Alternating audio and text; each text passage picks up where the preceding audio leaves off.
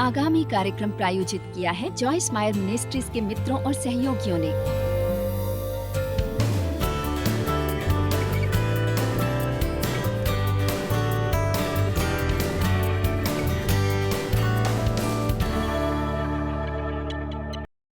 एक और बात जो हमें इतना नाखुश करती है और हमारी शांति चुरा लेती है वो है दूसरों का न्याय करना, जो ऐसी बातें करते हैं जो हम कभी नहीं करेंगे। वे बातें जिन्हें वचन मान्यता देता है। यदि परमेश्वर कहते हैं कि ये मत करो तो मत करो, पर बहुत सी बातें जिनके बारे में मैं सोच सकती हूँ। मैं परमेश्वर के महान पुरुषों और औरतों को जानती हूँ जो जाकर ऐसी मूवी देखते हैं जो मैं देखती हूँ। मुझे ऐसा करने से शांति नहीं मिलती। मैं नहीं चाहती कि कोई भी मुझे वो देखते हुए देखे, इसलिए मैं एक ऐसे दौर से गुजरी जो मेरे लिए एक समस्या था। आप कैसे उसे जाकर देख सकते हैं और खुद को मसीही कह सकते हैं? अगर मैं बहुत देर तक उस पर सोचती हूँ, कई बार मुझे सचमुच बहुत कठिनाई होती है। इसलिए मैंने फैसला किया है कि मैं अपने काम से मतलब रखूंगी, क्योंकि मैं अपने ही जीवन का लेखा जोखा देने वाली हूं। अब मैं अपने बच्चों की बात नहीं कर रही। पर पौलुस ने कहा, देखो वो मीट जो मूर्तियों को चढ़ाया गया है असल में कुछ नहीं। यदि तुम्हें विश्वास है तो खाओ, पर विश्वास का मतलब है तुम ये कर सकते हो और तुम्हारी अंतरात्मा दोषी नहीं ठहरेगी। हम बहुत ज्यादा बात का बतंगड़ बना लेते हैं कि एक व्यक्ति का हृदय इस पर आधारित है कि वो कैसे कपड़े पहनता है, बाल कैसे बनाता है। पर ज्यादातर लोग जिनको सचमुच चर्च में होने की जरूरत है, चर्च उन्हें भगा देगा जब वे अंदर आते हैं, क्योंकि तुम ऐसे लगते हो जैसे मैं लगती हूँ। तुम वो नहीं करते जो मैं करती हूँ। और ये है जो हमें समझने की जरूरत है। लोगों को परमेश्वर का प्रेम सिखाओ। उन्हें सिखाओ कि कैसे परमेश्वर के साथ करीबी अंतरंग रिश्ता रखा जाता है, और वो उन्हें बताएंगे कि उन्हें क्या करना चाहिए। इसलिए परमेश्वर को ज्यादा देर नहीं लगेगी। उन्होंने मुझे बताया कि वे नहीं चाहते कि मैं सिगरेट पीऊं। मैं पीने लगी थी जब मैं 9 साल की थी। अब शायद मुझे कुछ पत्र मिलेंगे, पर मैं ये कह रही हूँ, पता है, मैं नहीं सोचती कि वो आपको नर्क भेजेंगे। अब देखिए आप कितना खामोश हुए। जरा देखो तो। आप नहीं चाहते होंगे कि मैं ये करूं, पर ये रहा। बाइबल में बहुत किस्म की बातें लिखी हैं ज्यादा ना खाने के बारे में, पर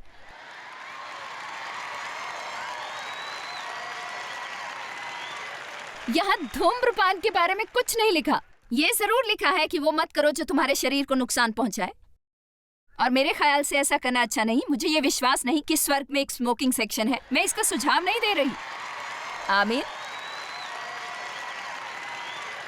और आप जानते हैं ये एक बुरी, महंगी और गंदी आदत है। पर यहां फिर क्या मैं किसकी ओर देखूं? क्या मैं सचमुच किसी की ओर देखकर कह सकती हूं तुम धूम्रपान करते हो? मैं आपको कुछ बता दूं, एक बात, बुरा रवैया रखना, कड़वाहट, क्रोध और घृणापूर्ण रवैया रखना उससे ज्यादा बदतर है।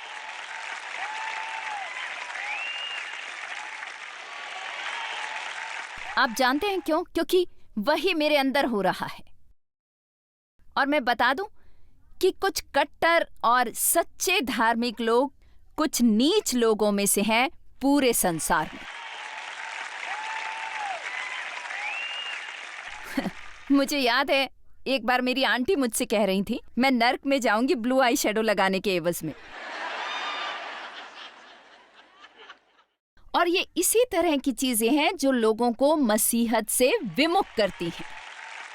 तुम ये नहीं कर सकते, तुम वो नहीं कर सकते, तुम ये नहीं कर सकते, वो नहीं कर सकते, ये नहीं कर सकते। तो क्यों ना उस मजे के बारे में बात करें जो हम ले सकते हैं, वो आनंद जो हम हासिल कर सकते हैं। कितना बढ़िया होता है हर समय दोषी महसूस ना करना। मैं आपके बारे में नहीं जानती, पर मैं मसीही होने में आनंद ले रही हूँ। तुम कभी भी किसी को मसीह के पास नहीं ला सकते हो यदि तुम बस यही करते हो कि उनका न्याय करो और आलोचना करो। इसीलिए यीशु चुंगी लेने वालों और पापियों के साथ खाते पीते थे। और फिर उन्होंने उस महिमा और सुंदरता को जो उनके अंदर थी, परमेश्वर जो उनके अंदर थे, जिस तरह वे अपना जीवन जीते थे, उसके द्वारा उन्हें अपनी ओर आकर्षित किया। मैं समझौते के बारे में बात नहीं कर रही, मैं बात कर रही हूँ कि आप पहचाने कि क्या जीवन में सचमुच महत्वपूर्ण है और क्या महत्वपूर्ण नहीं है। आप लोग अजीब है भाई, सही जगहों पर खामोश हो गए। ये मुझे साबित करता है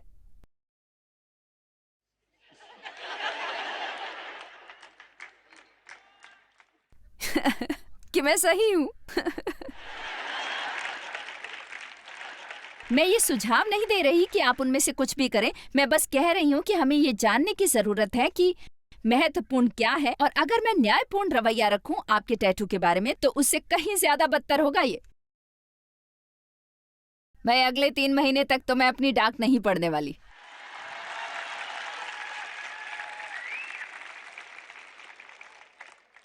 प्रभु दया करें। देखिए, बाइबल के जमाने में नोज रिंग और ईयर रिंग हुआ करते थे भाई, कई तरह की चीजें। फिर हम लोगों को बताते हैं नहीं, ये नहीं, वो पॉलुस ने नहीं किया। जॉयस, क्या पॉलुस ने ये नहीं कहा कि तुम्हें गहने नहीं पहनने चाहिए? क्या पॉलुस ने ऐसा नहीं कहा? नहीं, पॉलुस बात कर रहा था कि वैश्याएं उन दिनों कैसे कपड़े पहना करती थी, और उसने कहा चर्च में वैश्या की तरह तैयार होकर ना आओ। और यही मैं कह रही हूं, परमेश्वर की महिला होने के नाते सेक्सी नहीं, परमेश्वरीय बनिए।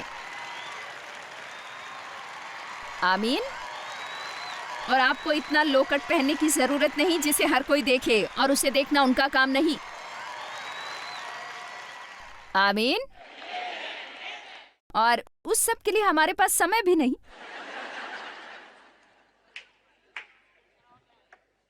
प्रभु मेरी मदद करें इसमें से निकलने के लिए। मैं बहुत ज्यादा ही अपने ट्रैक से हट गई हूं और मुझे पता नहीं मैं क्या कर रही हूं।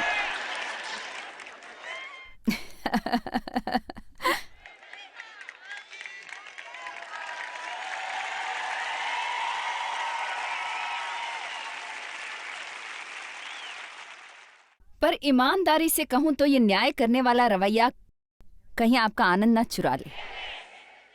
आप अपने जीवन का और ज्यादा आनंद ले सकते हैं यदि सिर्फ अपने काम से काम रखें।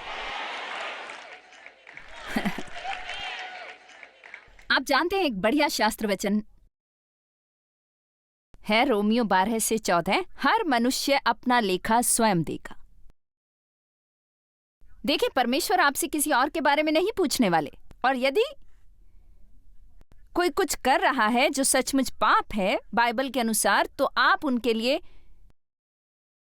प्रार्थना कर सकते हैं कि परमेश्वर उनकी आंखें खोल देंगे। यदि आप ऐसी स्थिति में हैं कि आप उनमें सुधार ला सकते हैं, जो हम में से ज्यादा नहीं है, पर यदि आप हैं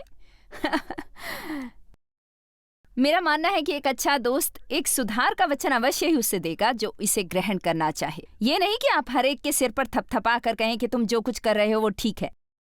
नहीं, यदि मेरा कोई अच्छा दोस्त व्यभिचार में पड़ने वाला है तो मैं उन्हें बताऊंगी, और मैं इसके लिए क्षमा नहीं मांगूंगी कि इससे मेरा लेना देना नहीं कि वे अपने बाल कैसे काटते हैं, कैसे रंगते हैं। पता है, जो कुछ भी हो, कितनी चीनी वे खाते हैं, क्योंकि हर सेहतमंद व्यक्ति दूसरे को बताना चाहता है उन्हें क्या खाना चाहिए। मेरे बेटों में से एक ने अपना सिर मुंडवा लिया छोटे बालों से, और वो इतना खूबसूरत है कि वो इसे निभा सकता है। उसके बहुत ही शानदार बाल हैं, और मुझे उसके बालों के बारे में बात ना करने में कम से कम 10 साल लगे। यह है मेरी बात सुने सब माता पिता। यही बातें हैं जो हम करते हैं, जो हमारे बच्चों पर प्रभाव डालता है कि वे हमारी बात ना सुने।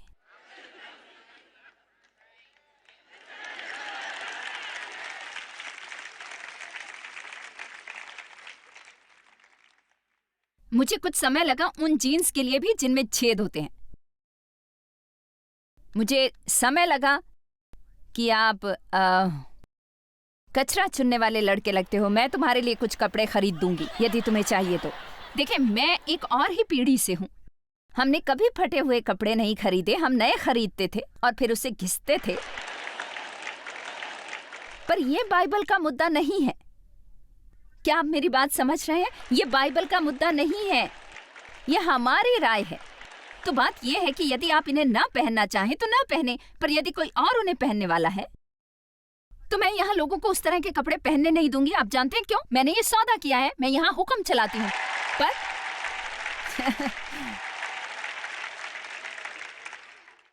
पर आप जानते हैं, वे उससे अलग तरह से तैयार होते हैं जो मैं होती थी जब मैंने शुरुआत की थी। वे लोग भी जो इस वक्त यहाँ हैं, मतलब मेरे यहाँ कुछ कमाल के वर्शिप बैंड्स हैं और मुझे कुछ समय लगा उनके आदी होने में। मतलब एक आदमी, परमेश्वर उसे आशीष दें, उसने हमारे लिए बहुत लंबे समय तक वर्शिप का नेतृत्व किया और सचमुच काफी जाना माना है। जब वो आता, उसके बाल ऐसे लगते जैसे वो अभी सोकर उठा हो।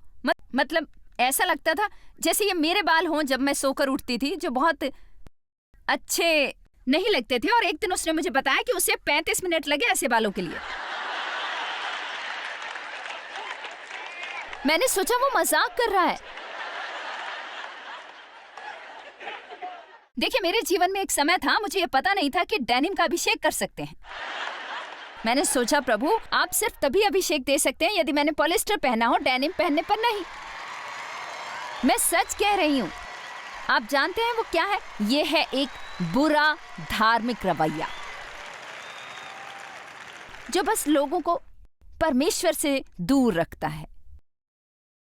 और इसलिए मैं इतनी भटक गई हूं। बेहतर है मैं भी इसके साथ हो लूं, क्योंकि मैं पीछे नहीं जा पाऊंगी।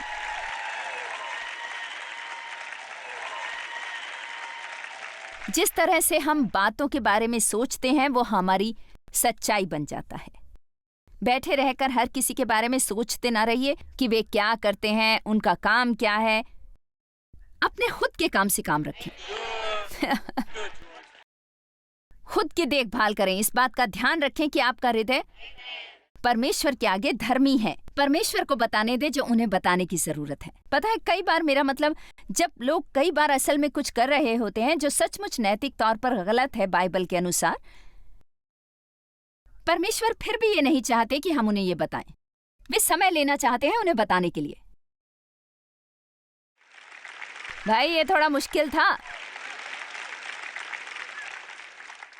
ठीक है, मैं आपको एक उदाहरण दूंगी। मुझे पता नहीं, शायद ये शिक्षा काटनी पड़े। जब मैं मिनिस्ट्री में नई थी, एक महिला मेरे पास काउंसलिंग के लिए आई। उसने अभी अभी मसीह को ग्रहण किया था और बहुत एक्साइटेड थी। इस प्रक्रिया के दौरान मुझे पता चला कि वो अपने बॉयफ्रेंड के साथ रह रही है। मैं बेताब थी कि वो बात करना बंद करे ताकि मैं उसे बता सकूं कि उसे जरूरत है कि वो ऐसा ना करे।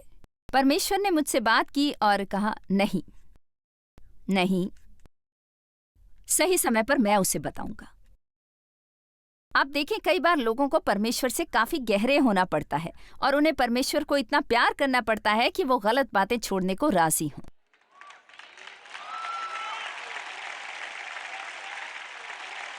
अब यहां फिर क्या मैं सोचती हूं कि वो सही था? नहीं, पर परमेश्वर एक व्यक्ति का हृदय देखते हैं। मुझे नहीं पता वो कहां से आई थी, उसने क्या कुछ सहा था, उसके जीवन में क्या परिस्थितियां थी। परमेश्वर ही वे हैं जो सब कुछ जानते हैं और परमेश्वर काफी सक्षम है लोगों में सुधार लाने को। वे बस चाहते हैं कि हम करें प्रार्थना, प्रार्थना, प्रार्थना। और यदि परमेश्वर आपसे कहते हैं कुछ कहने को, फिर आप वो कहें। ये ना करें, मैं आपको ये बताने वाली हूँ, वो बताने वाली हूँ, ये बताने वाली हूँ, वो बताने वाली हूँ।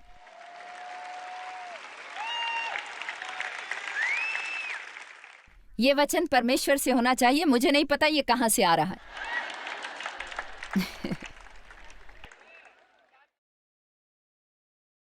क्या हम कहीं ज्यादा सुखी नहीं होते और अपने जीवन का और भी ज्यादा आनंद लेते यदि हम लोगों को उसी रूप में स्वीकारते कि वो उसी राह पर हैं जहां वे जा रहे हैं? इसलिए ईमानदारी से कहूं तो ये उन बातों में से है जिसकी मैं अपने पति के बारे में तारीफ कर रही हूं, शायद उतना या किसी और बात से भी कहीं ज्यादा। मतलब मैं ट्रेन से टकराई हुई दुर्घटना थी जब मेरी और डेव की शादी हुई, और डेव और मैंने सिर्फ 5 मुलाकातें की थी शादी से पहले, और ये जल्दी होना चाहिए था, इससे पहले कि उसे पता चलता। अब मैं इसका भी सुझाव नहीं देती, पर यह हमारे लिए कारगर हुआ। 5 मुलाकातें, हम 5 बार बाहर गए। उसने कहा जब उसने पहली बार मुझे देखा वो जान गया मैं ही वो लड़की हूं जिससे वो शादी करेगा। और मैंने सोचा या तो ये परमेश्वर है या इसकी कोई मानसिक समस्या। और देव ने मुझे हमेशा अपने ही रूप में रहने दिया, पर मेरा वर्जन बदलता रहता है। किसी भी तरह वो मेरे हुलिये के रूप का आनंद उठा लेता है, जबकि मैं बनने वाली हूं अपना अगला रूप जो मैं बनूंगी। आप समझ रहे हैं जो मैं कह रही हूं? तो आप याद करें जब आप प्रभु के पास आए, याद करें कुछ वे बातें जो आपने की। इसमें समय लगा कि परमेश्वर आपके जीवन में आ सकते हैं इतनी मजबूती से कि आप इसे छोड़ना चाहते थे। याद करें उनमें से कुछ बातें, और ये ना सोचिए क्योंकि आप 10 साल से मसीही बने रहे कि इससे आपको लाइसेंस मिल जाता है कि आप संसार भर में सब लोगों को कहते फिरें कि उन्हें क्या करना चाहिए। हम सब विजय का सबक देना चाहते हैं। ओह हाँ, मुझे उससे समस्या होती थी। मैं बता दूं कि आपको क्या करना है, या उसे जो जीवन का आनंद लेना चाहता है। क्या ये आप हैं जीवन का आनंद लेने वाले? उसे जो जीवन का आनंद लेना चाहे और अच्छा जीवन जीना चाहे, अपनी जीभ को बुराई से दूर रखे और अपने होठों को गाली से। ओ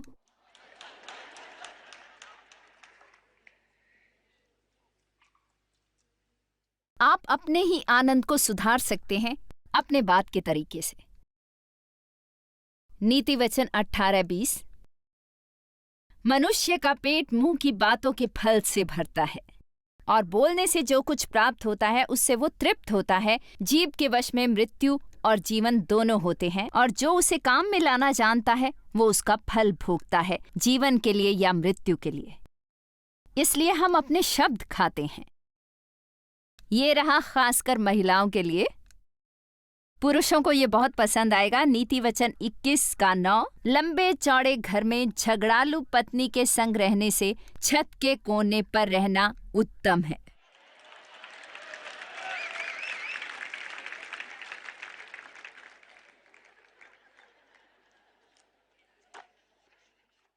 बजाय उस घर में झगड़ालू, नैगिंग और गलतियां ढूंढने वाली बीवी हो, कुछ किस्म की बातचीत से बचना चाहिए।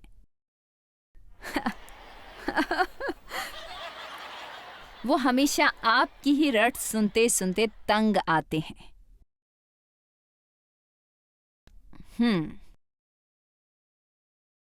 आलोचनात्मक टिप्पणियां वैसे भी कोई भला नहीं करती, तो सही टिप्पणियां शिकायतें, चुगली, अन्य लोगों की समस्या और गलतियों को सामने लाना, ये कहलाती हैं पीठ पीछे की बातें। क्या आप विश्वास कर सकते हैं? मैंने सुना। मैं आपको केवल ये बताना चाहती हूं क्योंकि मैं चाहती हूं आप प्रार्थना करें। और ये सब में से बदतर है। अब हम चुगली को थोड़ा आत्मिक बनाने की कोशिश करते हैं, उस पर थोड़ा परमेश्वर का स्पर्श लगाकर। बाइबल में लिखा है इफिसियों 4:30, परमेश्वर के पवित्र आत्मा को शोकित मत करो। अब उनमें से एक रवैया यह है जो सचमुच आपका आनंद चुरा लेगा किसी और चीज से कहीं जल्दी, वो है क्षमा न करने वाला कड़वाहट भरा रवैया। मुझे पता नहीं आज आप किस पर क्रोधित हों, पर आज यहां कितने लोग नाराजगी के साथ अंदर आए हैं? शायद किसी से जिससे आप नाराज हैं।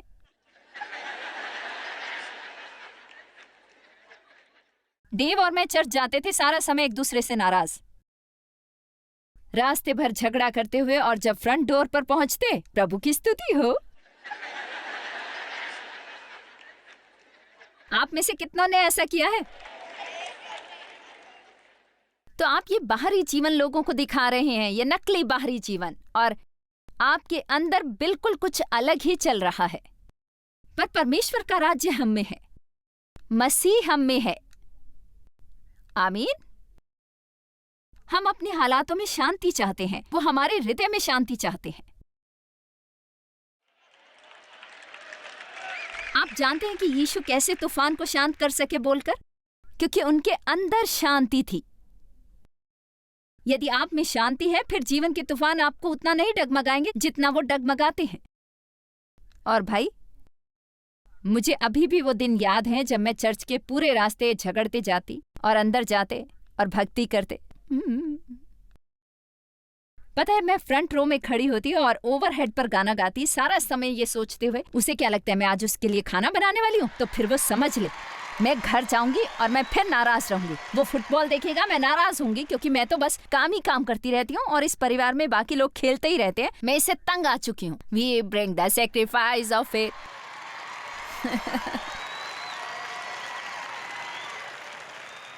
देखिए, आप एक बात कर सकते हैं, आप वो कर सकते हैं जो आप सोचते हैं कि सही बात है, जबकि आप सोच रहे होते हैं और महसूस कर रहे होते हैं गलत बात।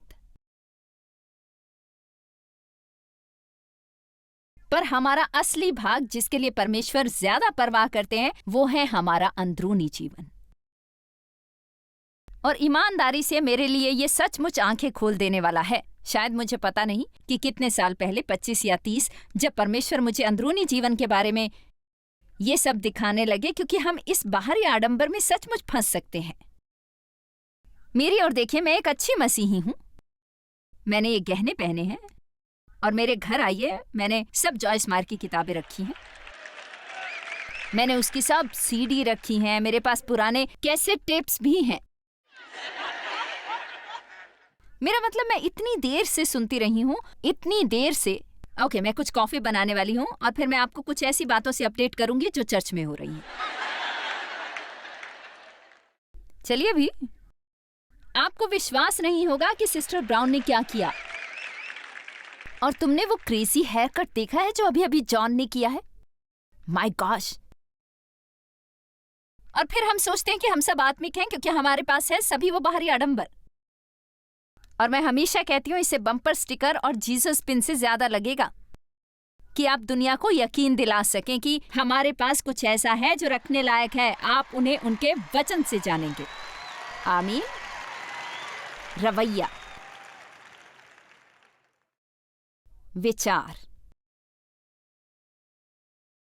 दोषी अंतरात्मा के बारे में क्या जो आपके अंदर है?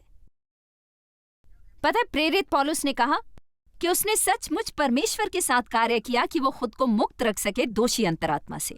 उसने कहा, इससे मैं आप भी यत्न करता हूं कि परमेश्वर और मनुष्यों की ओर मेरा विवेक सदा निर्दोष रहे।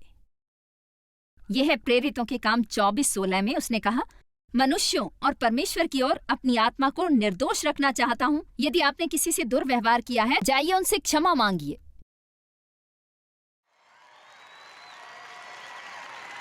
आप और खुश रह सकते हैं। मैंने कहा, अगर आपने किसी से दुर्व्यवहार किया है, किसी से रूड हुए हैं, किसी के साथ स्वार्थी और आत्म केंद्रित रहे हैं, ऐसा कुछ कहा जो आपको किसी को नहीं कहना चाहिए था, किसी की चुगली करते रहे हैं किसी और के बारे में, तो ये सचमुच एक अच्छी गवाही है यदि आप वापस जाएं और कहें, पता है क्या, मुझे आपसे क्षमा मांगने की जरूरत है उस अन्य व्यक्ति के बारे में, उस दिन बात करने के बारे में। वो सचमुच मुझे करना नहीं चाहिए था, मैं आप से बाहर थी, मैं क्षमा मांगती। फिर आप 2 बार सोचेंगे अगली बार ऐसा करते हुए। परमेश्वर इसके लिए ही मेरी अगुवाई करेंगे।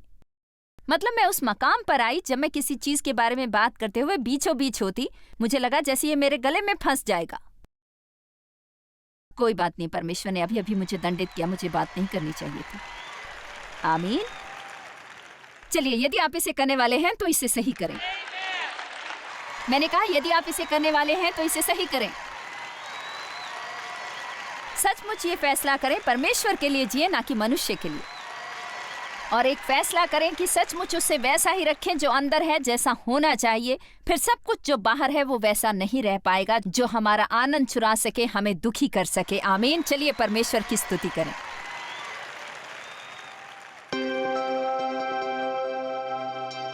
हम उस पर हमेशा नियंत्रण नहीं कर सकते, कि हम कैसा महसूस करते हैं, पर परमेश्वर की मदद से हम अपने विचार चुन सकते हैं, उसे व्यवस्थित करें जो हम कहते हैं अच्छे रवैये से। और ये बहुत सामर्थी है। जॉयस मायर मिनिस्ट्रीज में आप हमारे लिए बहुत ही कीमती हैं, जितना कि आप जानते हैं। हम आपकी सराहना करते हैं और इस सेविकाई को दुनिया भर में संभव बनाने के लिए हम अपने दोस्तों और सहभागियों को धन्यवाद देते हैं। हम साथ मिलकर भूखों को खाना खिलाते हैं, गरीबों को कपड़े देते हैं और कई देशों में सुसमाचार बांटते हैं। अपना प्रार्थना निवेदन भेजने के लिए कृपया आज ही संपर्क कीजिए। हमारे स्रोतों के बारे में और भी जानिए। जॉयस की सभाओं की सूची देखिए हमारे साथ सहभागी बनने के लिए, क्योंकि हम दुनिया भर में मसीह के प्रेम को बांटते हैं।